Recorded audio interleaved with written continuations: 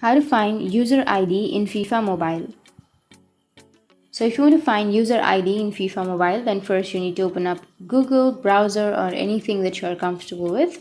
And once you're here, you need to go for the search and you need to search for FIFA Mobile. Once you've searched, you need to go for the first website, which is www.ea.com. Once you're here, you need to go for the upper right or upper side, which has that person icon. Tap on sign in and sign into your account. So enter your phone or email address, or if you have not created your password, if you have signed in or created your account with Google, Facebook, Steam, Xbox or PlayStation, you need to simply choose those options. So I've created my account with my Google, so I'll be choosing Google.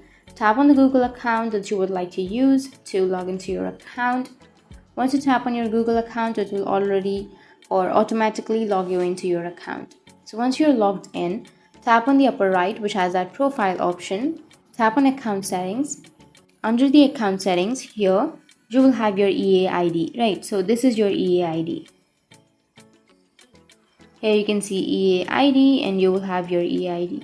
So that's how you can find your user ID in your FIFA Mobile. And if you have any questions, feel free to comment below. Thanks for watching.